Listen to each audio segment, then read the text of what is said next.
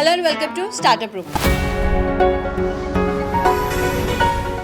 ఇప్పుడు నెట్ఫ్లిక్స్ని చూసి ఎగ్జాక్ట్లీ మీరు ఇందాక అన్నట్టు వాళ్ళు పేటెంట్ తీసుకున్నా కూడా ఏదో వచ్చినా నెట్ఫ్లిక్స్కి సబ్స్క్రిప్షన్ రావట్లేదు. There lies the secret, there lies the business method of Netflix. It is almost 90 countries. So the cofounder 2002లో లెఫ్ట్ అయ్యాడు దాని గురించి. మళ్ళీ వీళ్ళు చేంజ్ చేసేసారు. 20 సంవత్సరాలు మీరు బెనిఫిట్ పొందుతుంది ఆ పేటెంట్ మీద. You could enjoy. ఎవరు ఆదరణ లేక పక్కన పడేసినటువంటి మనీ హైస్ట్ అనే షో ఉంది. అది క్రియేట్ చేసిన సంచలనం అంతా ఎంత కాదు. అది క్రియేట్ చేసిన డైరెక్ట్ అనగానే చూడడానికి ఇష్టపడతాం. 50 లాంగ్వేజెస్ పైగా నెట్ఫ్లిక్స్ రూల్ చేస్తుంది. పేపాల్ని చూసి పేటిఎం వచ్చింది. అంటే పేపాల్ వచ్చిన 20 yearsకి పేటిఎం రాలే కదండి. ఇన్వెంటివ్ స్టెప్స్ ఏమైనా యాడ్ చేసి మీరు తీసుకురావు. మన ఐడియా మార్కెట్లోకి వెళ్ళింది, అది ఎవరికైనా కాపీ కొట్టాలనిపించింది. ఎగ్జాక్ట్గా పేటిఎం ఎలా వర్క్ చేస్తుందో మీరు అలాంటి సొల్యూషన్ తీసుకురావాలి. స్టార్ట్అప్ అంటే ఆబ్వియస్లీ పేర్లోనే స్టార్టింగ్ స్టేజ్. ఇంకొక యాప్ వచ్చేసి విత్ ఇన్ ఫ్రాక్షన్ ఆఫ్ సెకండ్స్లో ఇవ్వచ్చు. That is inventive step. Dennis వెయిట్లేని ఒక ఆయన రాశాడు, ఎంపైర్స్ ఆఫ్ ద మైండ్ అని.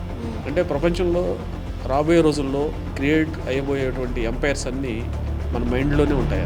ఇప్పుడు నెట్ఫ్లిక్స్ని చూసి ఎగ్జాక్ట్లీ మీరు ఇందాక అన్నట్టు వాళ్ళు పేటెంట్ తీసుకున్నా కూడా కొన్ని ఫీచర్స్ యాడ్ చేసి ఇంకొకటి రావచ్చు. దాన్ని కూడా వాళ్ళు కాంపిటీషన్గా తీసుకొని ఇంకా ఇంప్రూవైజ్ చేయడం ప్రతిదీ ఒక టాస్కే. ఇప్పుడు దీని గురించి మళ్ళీ డిస్కస్ చేద్దాం. ఏదొచ్చినా నెట్ఫ్లిక్స్కి సబ్స్క్రిప్షన్ రావట్లా. 20 సంవత్సరాల పైన అవుతున్నా కానీ ఎందుకని తెలీదు. అవును, నాకు ఇప్పుడే అనిపించింది. There lies the secret, there lies the business method of Netflix.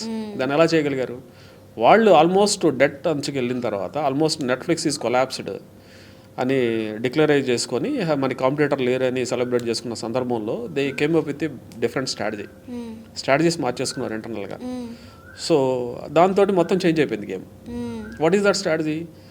Multiple logins related thing ఒకటి డెసిషన్ పట్టుకొచ్చారు, దాంతో మారిపోయింది.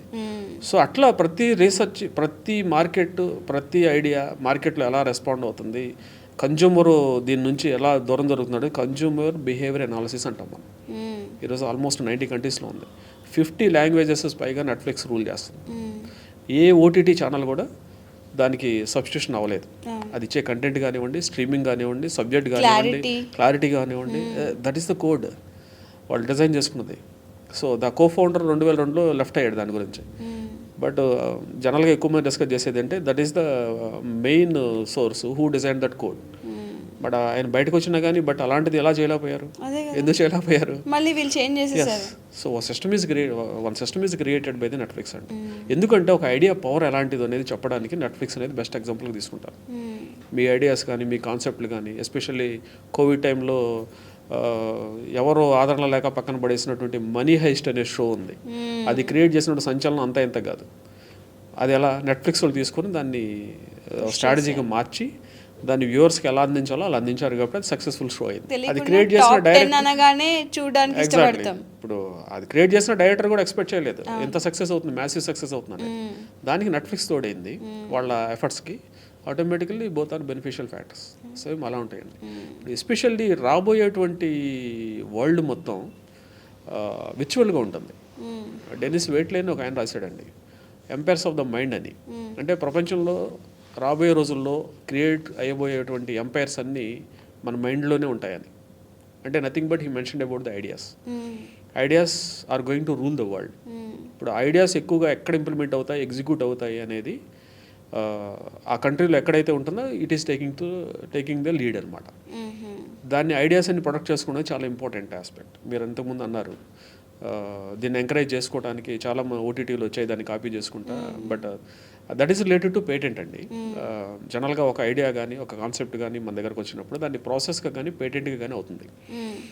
వాటిని మనం రిజిస్టర్ చేసుకున్నటువంటి అవకాశం ఇంటలెక్చువల్ ప్రాపర్టీ రైట్ అంటారు దాన్ని. పేటెంట్ కింద రిజిస్టర్ చేసుకోవచ్చు. మనకి పేటెంట్ యాక్ట్ కింద, పేటెంట్ రూల్స్ వీటి కింద అప్లికేషన్ ఫైల్ చేసుకోవచ్చు. పేటెంట్ ఉద్దేశం ఏంటంటే మీకున్నటువంటి ఇన్వెన్షన్ని దానికి మోనోపోలైజ్ చేసేసి మీకు ఒక 20 years రైట్ ఇస్తుంది గవర్నమెంట్. దానికి అగెనెస్ట్గా మీకు జరిగేటువంటి ట్రేడ్ ఆఫ్ ఏంటంటే మీరు ఆ ఇన్వెన్షన్ ఎలా కనిపెట్టారనేది మీరు రివీల్ చేయాలి బై సబ్మిషన్ ఆఫ్ డాక్యుమెంట్. మీరు పేటెంట్ డాక్యుమెంట్ ఏదైతే సబ్మిట్ చేస్తారో అక్కడే దీని గురించి కంప్లీట్గా రాస్తారు. ఎందుకు రాస్తారు?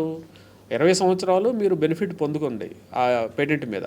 యూ కుడ్ ఎంజాయ్, దాన్ని కమర్షియలైజ్ చేసుకొని దానికి వచ్చేటువంటి రెవెన్యూ మొత్తం మీరు ఎంజాయ్ చేయండి. బట్ 20 సంవత్సరాల తర్వాత ఆటోమేటిక్గా అది ల్యాప్స్ అవుతుంది. దాని తర్వాత ఇంకొక ఇన్వెన్షన్ వస్తుంది. దీన్ని బేస్ చేసుకొని కొన్ని ఇన్వెన్షన్స్ వస్తాయి. మీ ఇన్వెన్షన్ మీదే దానికి ఒక ఎడిషన్ యాడ్ చేసేసి నావెల్టీ కాన్సెప్ట్స్ క్రియేట్ చేసి ఇన్వెంటివ్ స్టెప్స్ కొన్ని యాడ్ చేసి దానికి ఇంకో పేటెంట్ తీసుకుంటాడు ఇంకొక ఆయన. That is also allowed. So ఒక పక్క మీరు బెనిఫిట్ పొందుతూనే ఒక పక్క ఇన్వెన్షన్ ప్రమోట్ చేయాల్సిన రెస్పాన్సిబిలిటీ గవర్నమెంట్ మీద ఉంటుంది కాబట్టి ఆ పేటెంట్స్కి అనేది ఆ ఇమ్యూనిటీ ఇవ్వడం జరిగిందనమాట. అంటే ఇప్పుడు 20 years వెయిట్ చేసే కన్నా ముందే ఇప్పుడు పేపాల్ని చూసి పేటిఎం వచ్చింది. అంటే పేపాల్ వచ్చిన 20 yearsకి పేటిఎం రాలే కదండి. రాలేదండి, అంత టైం పట్టదు.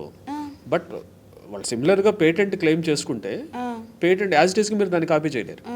బట్ దానికి అడిషనల్ స్టెప్ ఇన్వెంటివ్ స్టెప్స్ ఏమైనా యాడ్ చేసి మీరు తీసుకురావచ్చు. ఇప్పుడు ఇవాళ మనం పేటెంట్ తీసుకున్నాము, మన ఐడియా మార్కెట్లోకి వెళ్ళింది, అది ఎవరికైనా కాపీ కొట్టాలనిపించింది, జస్ట్ విత్ ఇన్ 1-2 monthsలో ఎక్స్ట్రా సర్వీస్ ఎక్స్ట్రా ఏదైనా యాడ్ చేసి not only you could not say it is just one item అండి, వన్ ఏదైనా ఫీచర్ కానీ అలాంటివి కానీ ఎగ్జాక్ట్గా పేటిఎం ఎలా వర్క్ చేస్తుందో మీరు అలాంటి సొల్యూషన్ తీసుకురాలేరు. ఇప్పుడు పేటిఎం తీసుకురాకూడదు, దట్ ఈస్ ఇన్ఫ్రింజ్మెంట్ అంటాం, అలాంటివి తీసుకురాకూడదు. అదర్ థింగ్స్ ఏవైతే మీరు ఇన్వెంటివ్ స్టెప్ అని ప్రూవ్ చేయగలుగుతారో ఆ జోన్లోకి వెళ్ళి మీరు తీసుకురావచ్చు. సో అది దట్ ఈస్ పాసిబుల్. అదర్వైజ్ వీటిని రిస్ట్రిక్ట్ చేస్తాను, నాకు పేటెంట్ ఉంది, మిగతా వాళ్ళని నాదే అని చెప్పేసి రిస్ట్రిక్ట్ చేయడానికి కూడా యాక్ట్ పర్మిట్ చేయదు. సో ఎక్కడ క్లియర్ కట్ డిమార్కేషన్స్ ఉన్నాయి అనేది డిపార్ట్మెంట్ క్లియర్గా ఎగ్జామిన్ చేస్తుంది. మీ పేటెంట్కి వాళ్ళ పేటెంట్కి డిఫరెన్స్ అవుతుంది కాబట్టి ఇన్ని సొల్యూషన్స్ వచ్చాయి.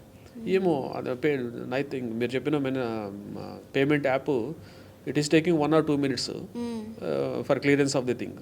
ఇంకొక యాప్ వచ్చేసి విత్ ఇన్ ఫ్రాక్షన్ ఆఫ్ సెకండ్స్లో ఇవ్వచ్చు, that is inventive step. So వాడిని రిస్ట్రిక్ట్ చేయలేం కదా మనం.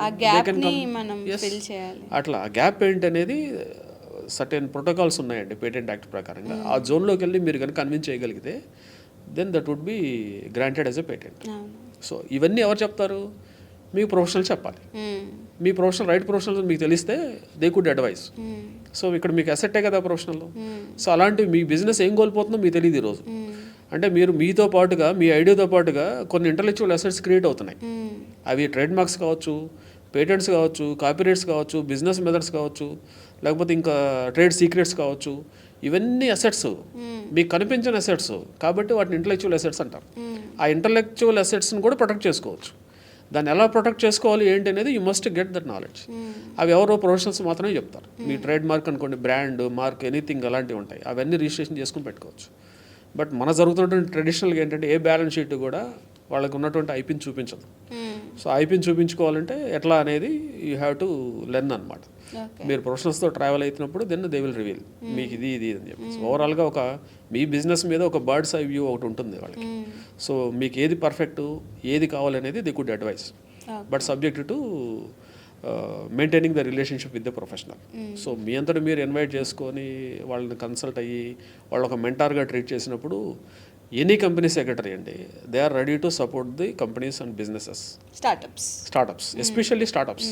వాళ్ళ నాలెడ్జి మీకు ఒక రకమైనటువంటి ఇంటాంజిబుల్ అసెట్. అవునండి, దాన్ని యూటిలైజ్ చేసుకోవాలి. స్టార్టప్ అంటే ఆబ్వియస్లీ పేరులోనే ఉంది స్టార్టింగ్ స్టేజ్.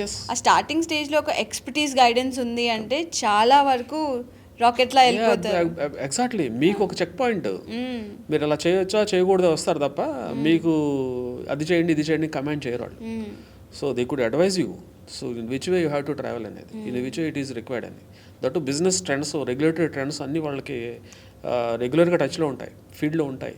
దట్ ఇంకొక ఫ్యాక్టర్ ఏంటంటే మీ బిజినెస్ మీ idea if it is worthy and it is going to impact, they would synchronize these things with other sources. ఏం కావాలో వాళ్ళు సింక్ చేసేస్తారు.